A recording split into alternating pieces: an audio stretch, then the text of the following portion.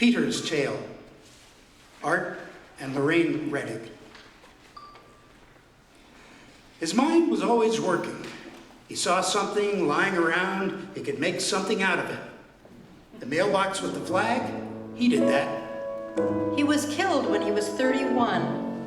His daughter is 16 now. Now she's in Spain. College up at Duluth, UMD. In high school, she was a senior in Ecuador. When she got home from there, she went to Japan. Her name is Winona. She's a very sweet gal. She wants to work in international business. That's the way her dad was. He liked to travel. He would go down to places like Alabama. These factories would shut down for a month, and he'd help getting a job to renovate them. His mother, her mother, Carmel, was from Wautoka. She said she'd never remarry, and she hasn't. We've stayed in touch with her. After Carmel and Peter were married, they kept cattle here. So he was here every day. He'd come in and read the paper. He wouldn't say much. He wasn't a talker. So he says, if heaven is anything like being with Carmel, I want to go to heaven.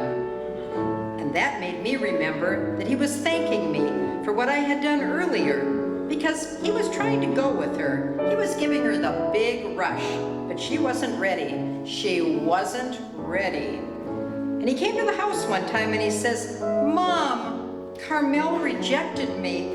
He was so down. And I says, well, they're Lutheran. They're nice people, but they're Lutheran.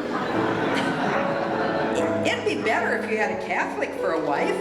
Maybe you'll find somebody else. I didn't finish that sentence because his voice told me that wasn't acceptable. I said, you want Carmel? He said, I want Carmel. I said, well, what did she say when she rejected you? Well, she said, slow down, back off. Oh, well then, slow down and back off, I said. If Dad would have rushed me like that, I would have said the same thing if I wasn't ready. So I said, slow down. Go over to their house on Sunday. Play checkers with her brother. Visit with the family. Well, he did that. And they did get together, and they did get married. That was the one he wanted. So I told them, when we were in the emergency room, I told them that story, including the Lutherans. I think that story had something to do with why she continued to stay part of our family. She doesn't come to every gathering, but most of them. Peter got killed when that trench caved in over in Wautoka. He was building a new house, and a friend was helping him. Funny the way that happened, too.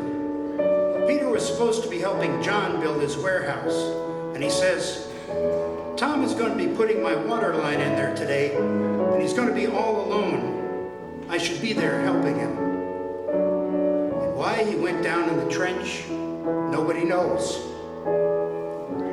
The ground wasn't really stable. That's why it caved in. He got completely covered up. Peter had a good friend in high school, Chris Meyer, and 6 months after Peter died, Chris was buried in a trench cave-in. It was up to his shoulders or his neck, and they got him out, and he was okay. But he was in the hospital, and when he was kind of out, Peter was there in the corner of the room, and Peter was telling him, go back, Chris. It's not your time. Go back, Chris. They told us about that.